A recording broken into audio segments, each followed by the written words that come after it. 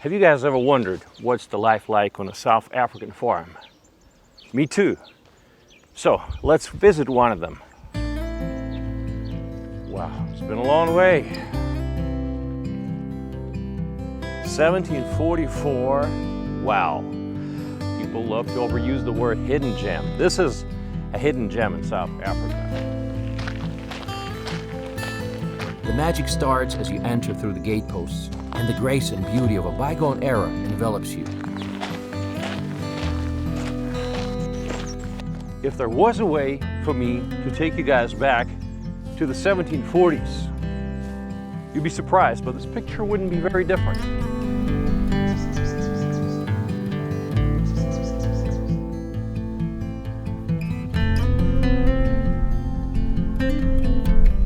Good afternoon, guys. Welcome to the farm. Good to have you all here. Good evening. Good evening. How are you? I'm doing great. This place seems like it has a lot of history, and it probably does. So the farm was founded in 1744. The first man actually came to live here in 1723. He was a Dutchman. His name was Kersefontein. He lived here, he farmed with cattle. Must have been difficult in those days because there were still lions here and other animals. And he died in 1770.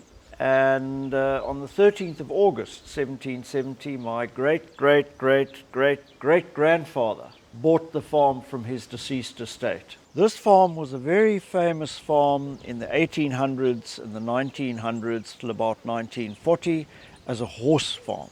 We know the history well. The British used to come here and they would breed horses on my farm, and horses were used by the British Army from this farm.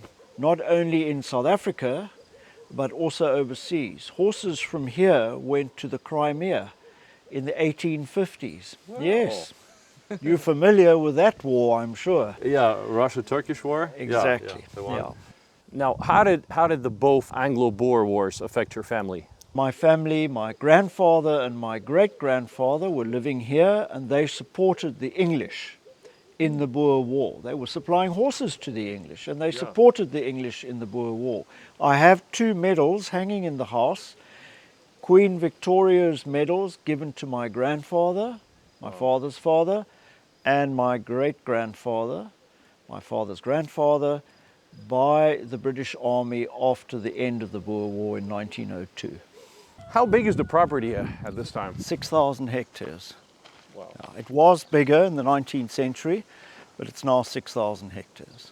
I'm principally a beef farmer, so that's the cattle. I also keep some dairy animals just for you and I to drink fresh milk and have homemade butter. I keep chickens here. That's also for you and I to have lovely fresh eggs in the morning. But I'm principally a beef farmer for meat and a wool farmer. That's apparel wool, that is for clothes. So I'm a merino farmer, and then I'm also a wheat farmer. So it's a mixed farming that I've got here on the farm. This is an old horse wagon which I found in a shed, and it used to draw people to church or to the local town or whatever, and horses would be put in front of it. The driver sat over here. Here's the brake. This is the brake over here. That one over there is an ox wagon. Instead of horses, you put oxen in front of it. That's for carrying goods. And if you look at the back, this is how the brakes work here. So, slow enough for people to walk behind it so that they can put the brakes on if the oxen are going a little bit too fast down a hill. And that is what changed civilization. Exactly. The invention of the wheel. Once you invent it, the world was never the same. No, not at all. Good or bad. The farm is sitting on the banks of the Berg River. For 8 generations, the farm has been handed down to the sons. And now it represents so much of early South African history, and you get to live it while you're here. Julian is an interesting person. He's a farmer, a lawyer, an aviator, a musician who plays an organ at a local church and piano at home. Okay, tell me, what's the best thing about living on a farm? Well, I have sentimental reasons for living here. I grew up here. So I, as a child, played around here in this sand over here with dinky toys, come from Liverpool, England.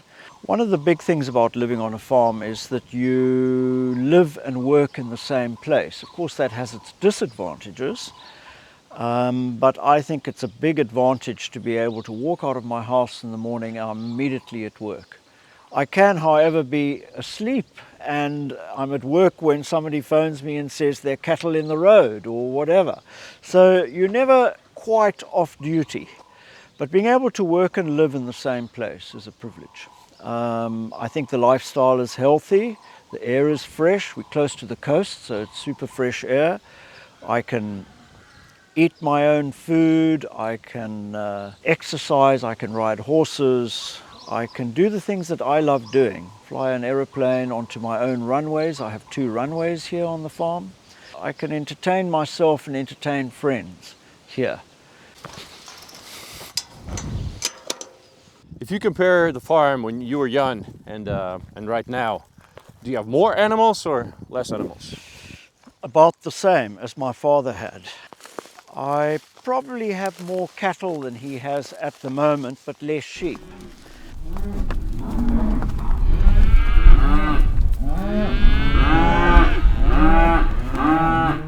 I've got wild horses here, there's enough food for them. What do you mean, wild horses? I keep horses because I love horses as an animal, and I keep wild horses just so that if I ever need more horses to work with cattle and with sheep, then I've got a pool of horses that I can take from, break in, or back is the new English word, tame and ride. And how many horses do you have at the time?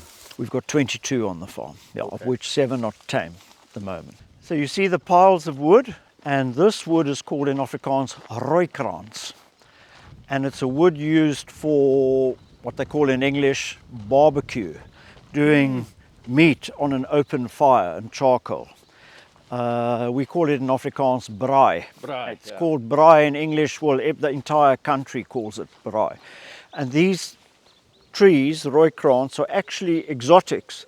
So I'm cutting them down and people buy the wood from me. Yeah.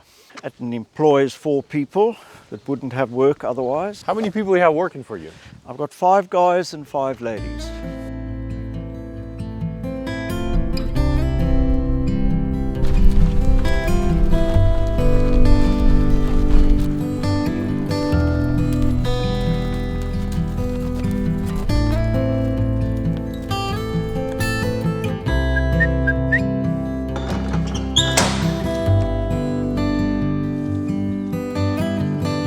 Right, all aboard.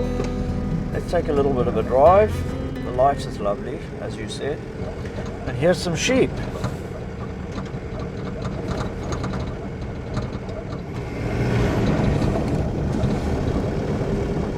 So I've noticed you have hives. Yeah, the area is famous for its honey because we have these beautiful wildflowers in August and September, our spring. And that's when the bees are very active. After a cold, wet winter, they get active here in August, September, October, and then we harvest the first hives in the middle of October. You know that you have to have hives close to water because honey is actually sugar in water. And here's the river right here.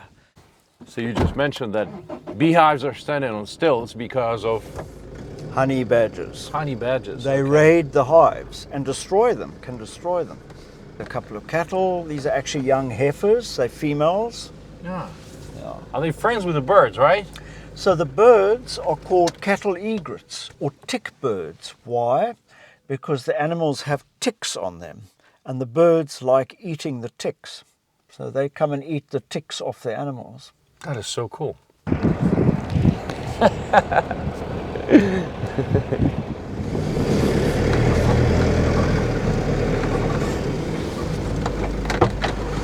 Hello, doggies. This looks like Mexico. Where'd you get this one? I have no idea. It's surely more than 100 years old. I know some movies were filmed on these premises. Like how many? Do you know? Quite a lot. We've had BBC film here. They did a part of a film series called Doctor Who, which is world famous. It was 4 days, and this was Australia. This was not South Africa. That might work. And we've had German films here. We've had French films. We've had German motor car commercials shot here. Porsche shot here. Whoa. Brand new cars, never seen by anybody in the public, what they call a secret car commercial before it gets released to the public. We've had Audi shoot here, secret car commercials here on the farm. Yeah, there are a number of reasons why this is a good location for film shoots, I'm told by photographers and producers, is that you have an isolated building, not connected to a farm yard, so that you can build a story about clothes or cars or even a feature film in a spot which is not surrounded by any other buildings whatsoever. Also the light, because of all the dust in the air, the colors are very, very rich here, and that makes for good photography and good light.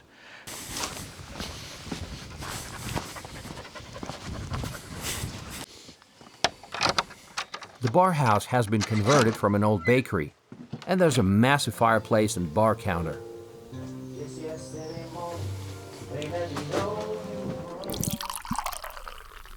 Do you know where Namibia is? Sure do. Just follow along the coast. You'll end up in Namibia. Indeed. Cheers. Cheers. Here we go. And here's the sunset. So this is your favorite place to watch the sunset? It is, yeah. It's, yeah, because in the summer it's over there, and in the winter it's over there. And in anticipation of your visit, I arranged that planet Venus be on display this evening. Thanks for that. And later you'll see Jupiter. It'll rise at about 8:30, 9 o'clock. Okay. In the east. Yeah. Wow. We'll see it. We'll definitely see it. It's bright. And this morning I woke up at about 10 to 4 and I got up and I went for a 10 minute walk. And at 10 to 4 it was just no longer pitch black. I knew that it's the light is changing, and I could see Mars, and it's clear. It was up here. Red. You could see the red. That's why they call it the red planet. It's the red planet. Okay. Yeah. It is red. Okay. Yeah, it really is red when you see it. Yeah. So except for the cars, you basically live in the 19th century. No. Where's that mobile phone of mine? Where's that email? Where's that? Oh, yeah. No.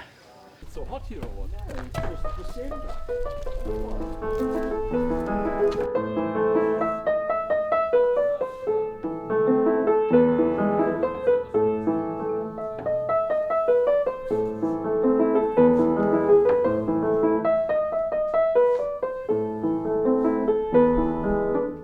The dinner in the beautiful old dining room was fantastic, and so was the local wine. We had a 3-course dinner with ingredients sourced from the local farm and freshly baked bread.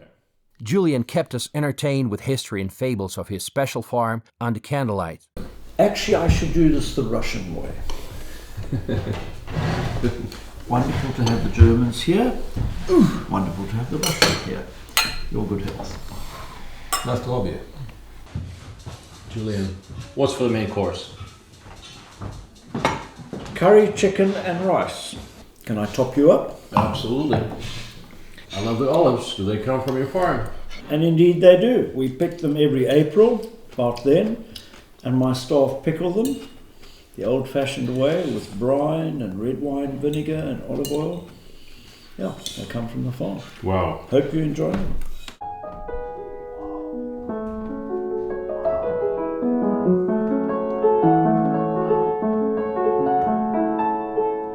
After dinner, we retired to the drawing room, filled with the most beautiful historical furniture.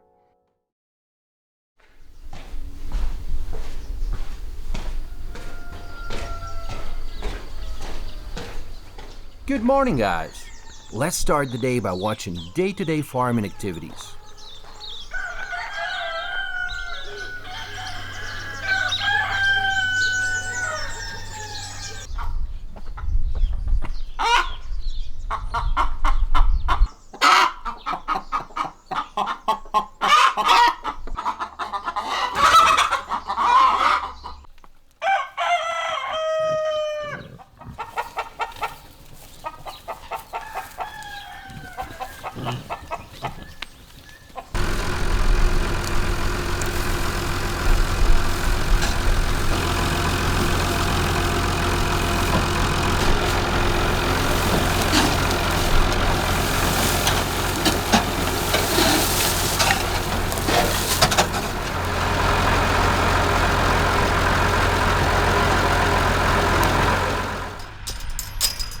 Although Julian is mostly a beef farmer, he's got some dairy cows too, so we can enjoy some fresh milk.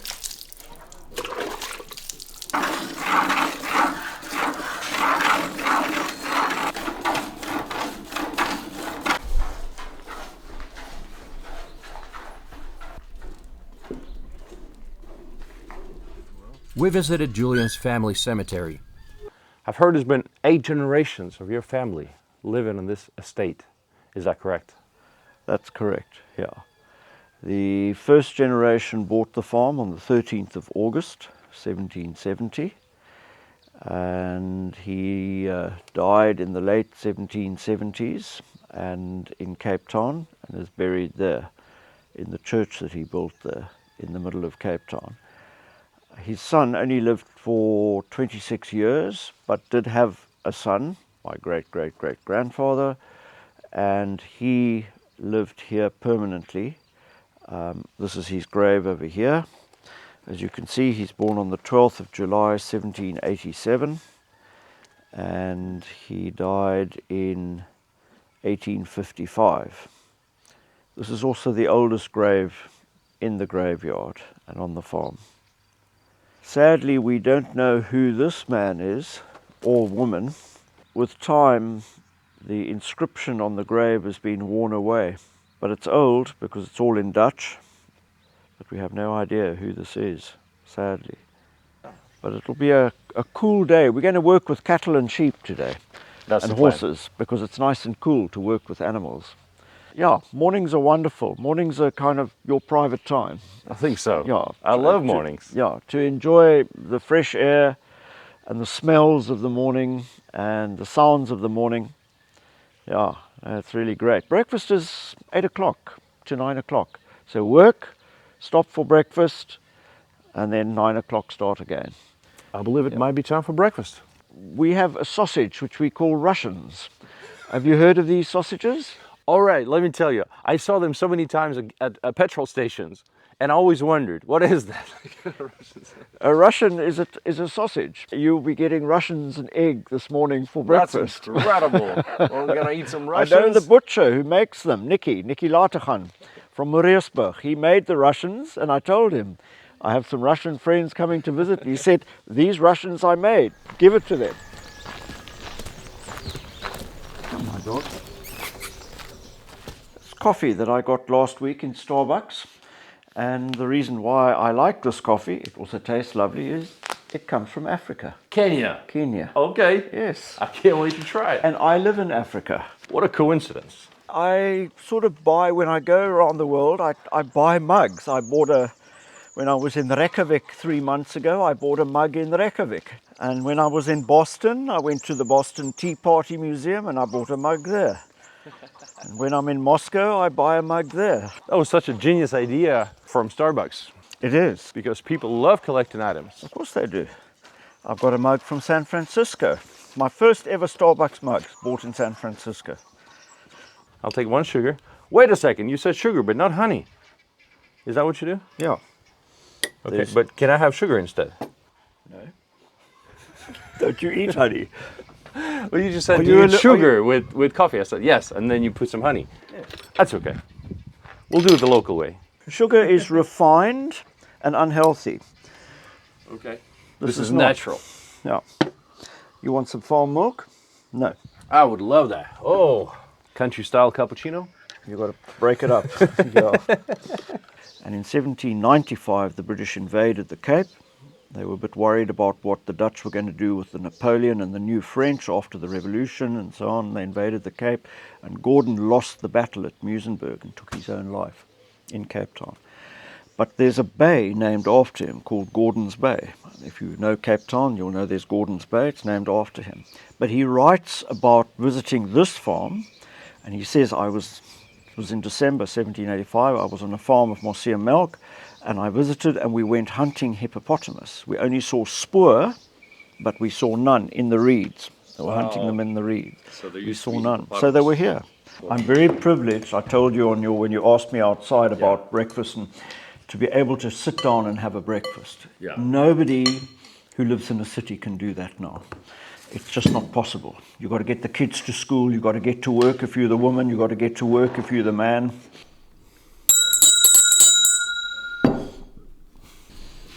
Oh, thank you. Thank you very much. Dankie Lena, dit lyk heerlik. I believe it's time to eat some Russians. How would you like? Would you like a full one? Can I cut it in half for you? Let me start with a half. We always eat it, this we call a smoor. It's homemade tomato onion. That is fantastic. And smoor means to smother. And we smoor the sausage by putting it on top. I'll show you. Like this.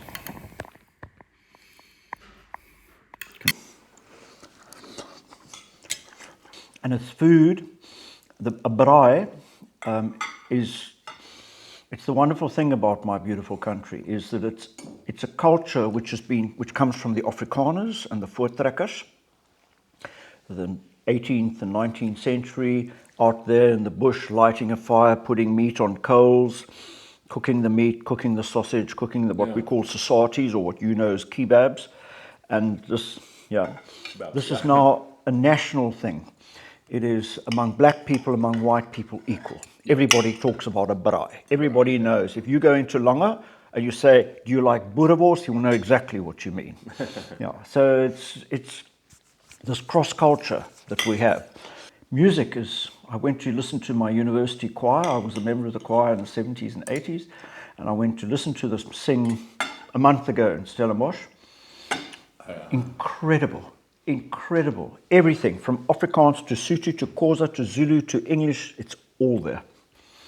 And just listening, thinking, how wonderful to live in a country with all these cultures. It's complex and it's complicated. Yeah. Politically, it's very complicated, but culturally, there's an effort being made to cross over using music, using art, using food, using sport, to cross over and share. It's working. It's working. Yeah. I believe it is. You're what they call a jack of all trades. You know, you do everything. Do you know the full English expression? What is that? Jack of all trades, master of none. You know that expression? At the time of my stay, Julian's friend from Germany was visiting with his son. His name is Michael. He's a commercial pilot for a major German airline. And aviation is how they became friends some 20 years ago. And then we landed here, and I just heard a voice from the back, nice landing for a German. And that was the moment our friendship started. We have traveled together in Europe, Did he come in the to US. see you in Munich? He even came to Munich, visited me several times, and then we nice. traveled Quite around. a few times. What, Yeah, 4, 5, 6 times? Yeah, and then we traveled from there. We traveled through Europe, and we once met in the US, in Seattle. There are two things in life that I'm interested in that cost money. One is flying and one is horses. So you look anywhere in the world, if you see a picture of a plane on a shirt or a picture of a horse on a shoe, it's double the price of a normal shoe or a normal shirt. Did you own a plane? No, I do not own a plane. Oh, okay. I have a friend who owns a plane, but we have an agreement on how I use it, and he very generously makes the plane available to me. Aviation is a good club to belong to. I know. Yeah, and it's international.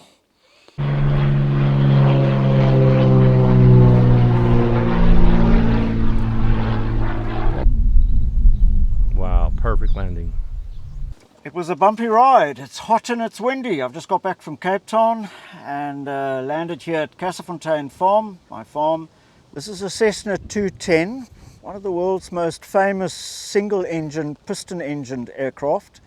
It is a retractable. In other words, once you're in the air, you can pull the wheels up, which means it can go a bit faster than a fixed-gear aircraft. It's a 6-seater. It has an endurance of about 5.5 hours. That's useful because I could just make Johannesburg from here. That's about 1,400 kilometers from here. The greatest privilege that I have as a pilot is being able to take people who have never, ever been in an aeroplane before. And now I'm talking about people who scrape roads and clean windows to the rich and famous. To take them up where they've never been in an aeroplane before, any aeroplane, not a Boeing, nothing, is really a pleasure and a lot of fun. Now, What's the most beautiful place you ever flew over in South Africa? Actually, the most beautiful place I've flown over is not in South Africa, it's in Southwest Africa or Namibia, and that's the Sossusvlei Dunes and the Namib Desert, the world's oldest desert, 60 million years old, and to fly over that desert in the late afternoon is a gorgeous, stunning experience. Wonderful, absolutely wonderful. After all his family generations, he added something new to the farm, a guest house. He converted several buildings into luxurious rooms and suites with antique furniture and the vibe that really brings out the history of the 18th century building. Shall we go to the bar? This comes from Walvis Bay, which is now part of Namibia. It was German Southwest Africa till 1915 when it became part of South Africa, temporarily, a very controversial issue in the 20th century. But prior to it being part of South Africa, it was occupied by the Germans, hence the Deutsche Schutzgebiet, which means German protectorate. The Kaiser Wilhelm's insignia. But the small port of Walvis Bay was occupied by the British in 1884. They said, Germans, you can have it. It's a desert. We don't want it. But we're going to keep the port of Walvis Bay for strategic reasons. That will not be German. And they could do that because they had the most powerful navy on the planet. And that was the British territory. And the 25 miles of British territory from the bay and the rest of the country, German. So many models of planes. And they were a gift to me from the widow of the late Monster Wilkins, a famous pilot in the South African Air Force. And this was his beautiful collection. And I'm very proud of this. I had this specially made for the models. It's a wonderful, wonderful collection. There's everything here. English, Italian, American, Soviet. You have a bar. Do you have a bartender? I am the bartender. You are? Okay. Can I give you a double brandy? Is that what's on the menu? What's your drink of choice? I love wine. I'm a wine drinker. I was at Stellenbosch University for 5 years. I have a lot of wine farming friends from my university days. And I have family who farm outside Stellenbosch on a beautiful farm called Marati. To pour wine at the table, it's part of the culture of eating and drinking, is having wine properly poured, properly tasted, the knowledge of it, the respect for it. I love wine. It's starting to get bright. Yeah, and warm.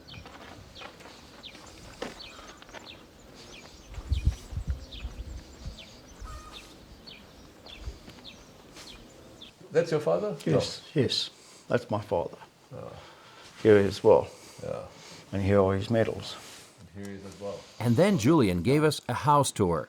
The house is full of character and filled with antiques and family paraphernalia. In the first room of the house that I'm going to show you, this is what we called when we were children, it was called the bottom sitting room. In other words, an informal place where we kids used to play in this room. It's changed a bit now, but it's still the same room. The books are still here, the furniture is still here. The fireplace was built in 1808, 1809. We have dated the fireplace. This style, it's English, this style of fireplace is 1808, 1809. So we can date the fireplace. This is a collection of guns. They don't work anymore, but they ancient. This is a gun from the 1780s. This gun, we know the history of this gun, 1795, 1810, Joseph Manton was the manufacturer, London gunsmith. This gun was a gift to my great-great-great-grandfather by the Earl of Caledon, the first British governor, in 1806 in the Cape. He gave this gun to my great-great-great-grandfather as a gift. And this gun was used to shoot the last hippopotamus. There was a swimmer who was swimming there. We know his name, Jan Tin.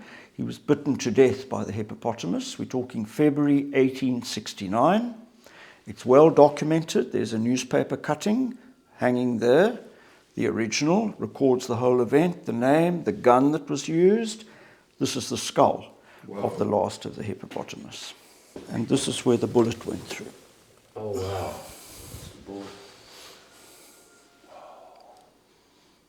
So this is called the pink room. When I was a child, it still had a pink color. Now it has the wallpaper. It's built in 1745, 1746 in the Dutch period. This we know because the planks are these wide yellowwood planks, and this is how the Dutch built floors. The English planks are much narrower, the Dutch planks are much wider. And this would have been the room that the owner of the farm slept in the mid-1700s. So the dining room was built in 1815. That we know because the fireplace tells us when the room was built. That design of fireplace, 1815. And that period, it was my great-great-great-grandfather that was living here in the house, and he was entertaining governors that came from Cape Town and used to stay here for a couple of weeks. The most famous of them was Lord Charles Somerset, and he would stay here. And if the governor comes to visit, then you must build a lovely dining room. So they built this dining room.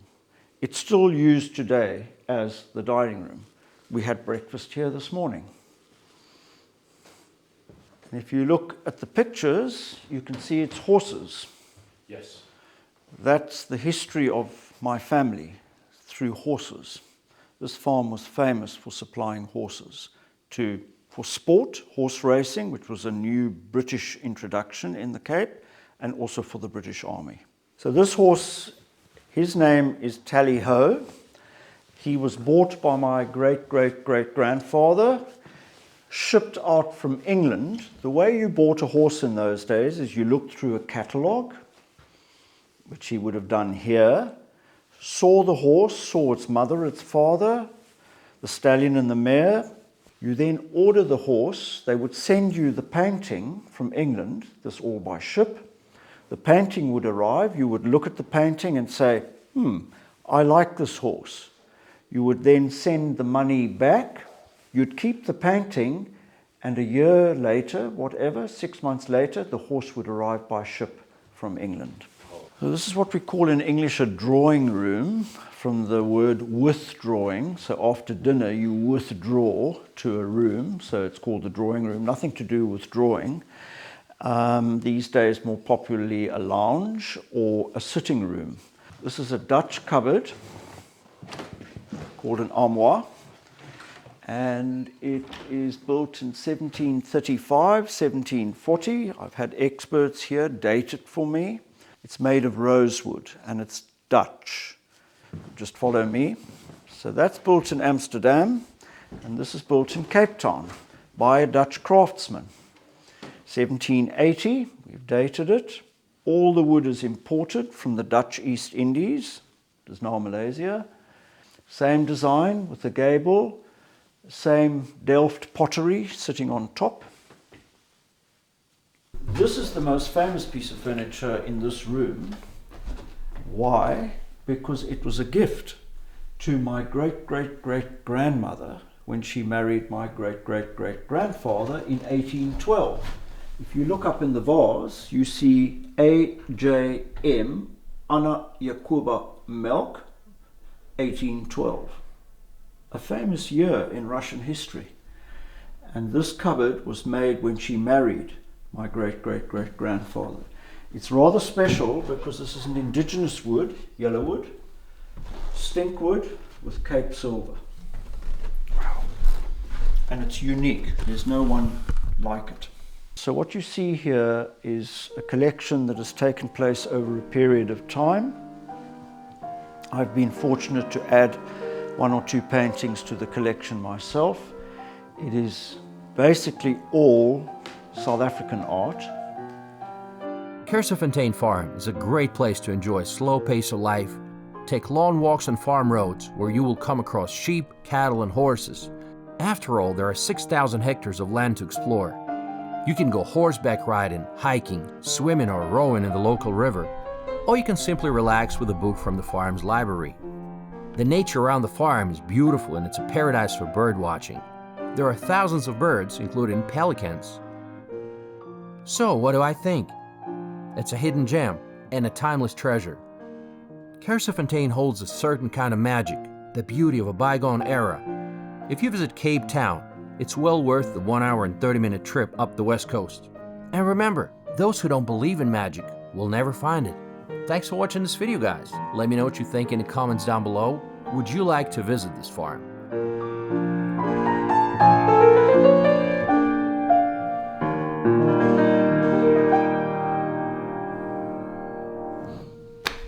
Bravo. I cut it a bit shorter because there's mistakes. But anyway, yeah.